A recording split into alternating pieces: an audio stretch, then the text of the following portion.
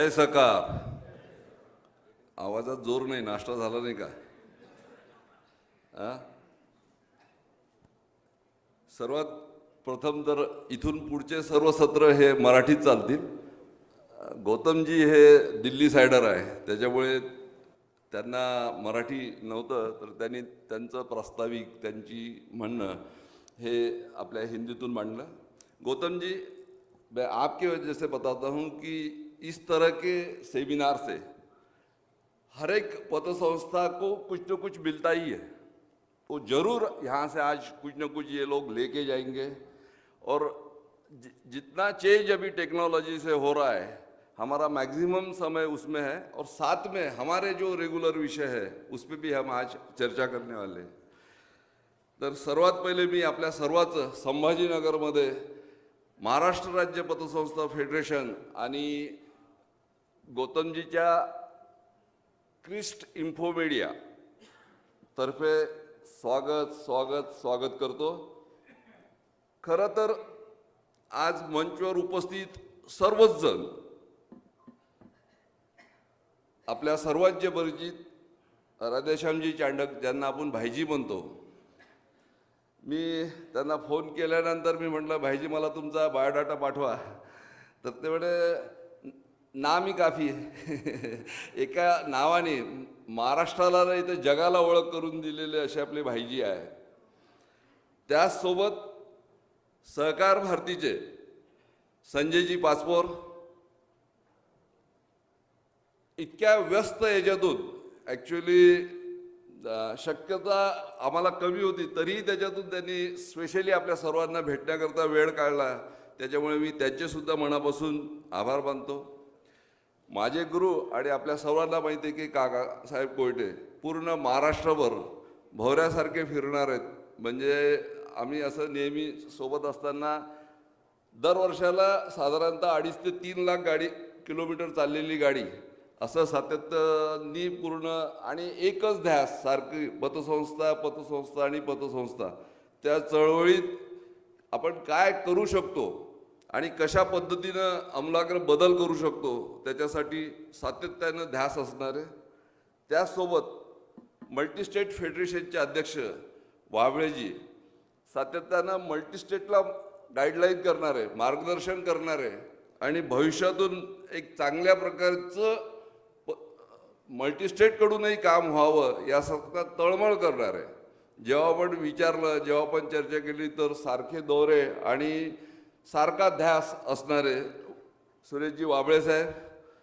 त्याचसोबत आपल्या संभाजीनगरच्या सर्वांचेच परिचित देवगिरी बँकेचे अध्यक्ष आणि भारतीय जनता पक्षाचे शहर अध्यक्ष म्हणून किशोरजी शितोळे.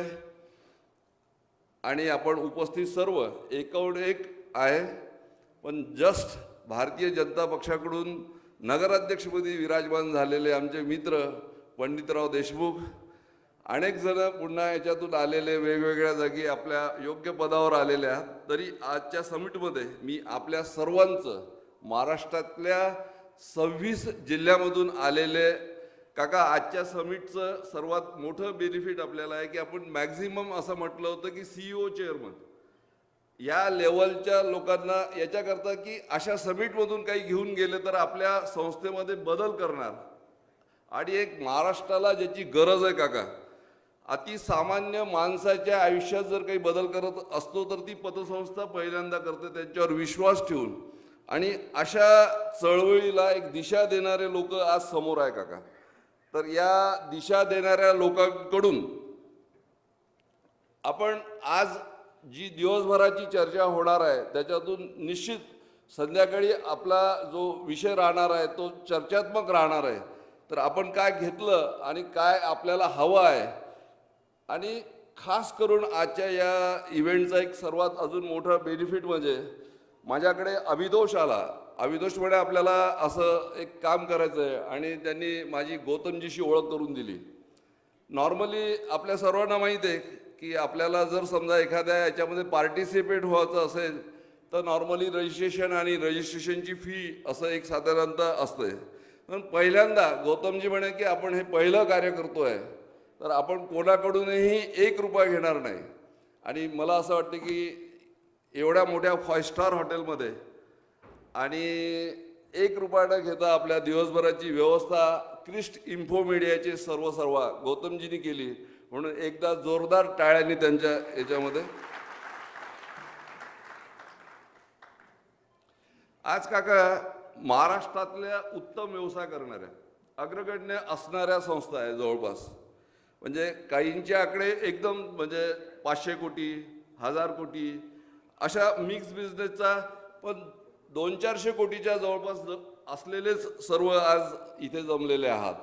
तर हा एक पुन्हा आपल्याकरता म्हणजे चांगला अनुभव आहे की अशा लोकांच्या अडचणीवर आपण काम करणार आणि अशा पद्धतीनं त्यांना आपण मार्गदर्शन करणार किंवा त्यांच्याकडून आपण घेणार आउटपुट काम करताना येणाऱ्या अडचणीवर. मला या समिटचं अजून एक मोठं वैशिष्ट्य असं आहे काका की याच्यात यंग स्टार जी नवीन पिढी आहे ती इन्व्हॉल्व होत आहे.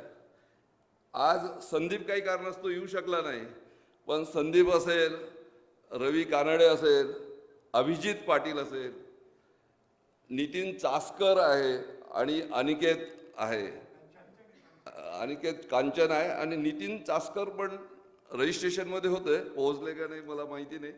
पण एक अशा लेवलचे सर्व यंग स्टारसुद्धा पुढची धुरा सांभाळत आहे.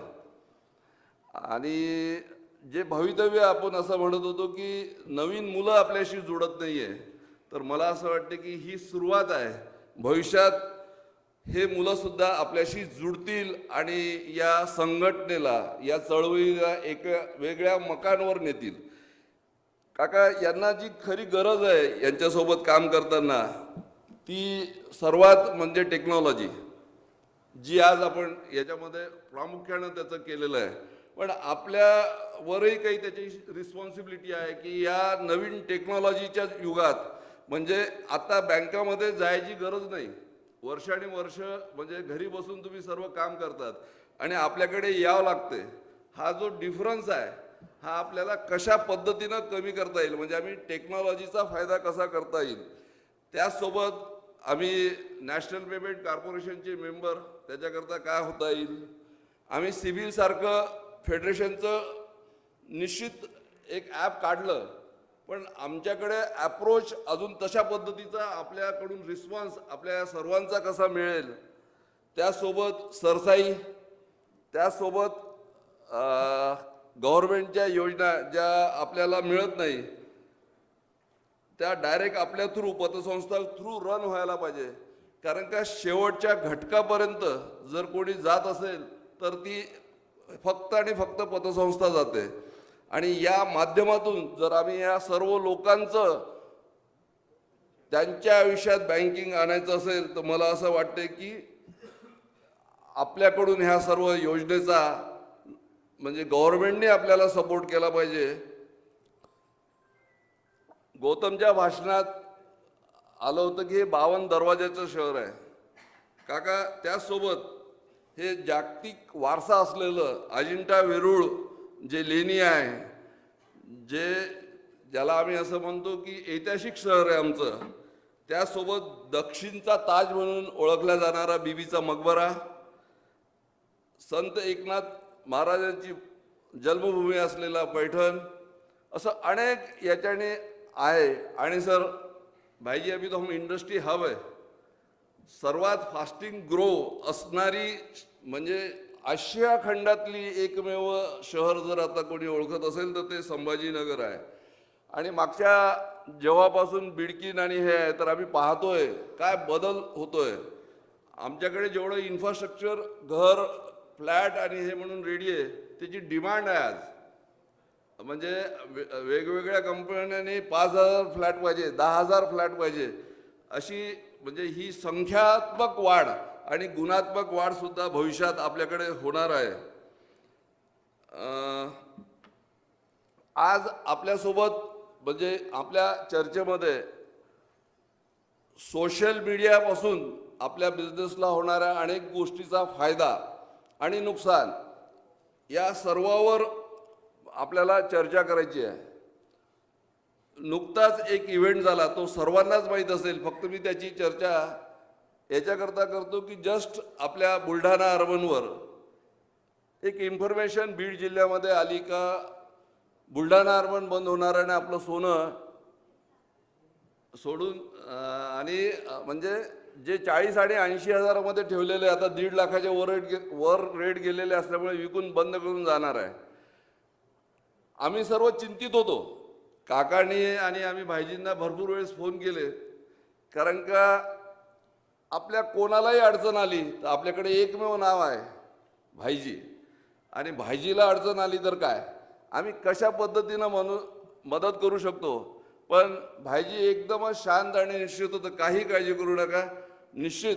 आणि रविवार असो किंवा कोणताही वार सुट्टीचा असो, रात्री 2 वाजेपर्यंत भाईजीनं आपले ऑफिसेस चालू ठेवले आणि एकालाही वापस पाठवलं नाही.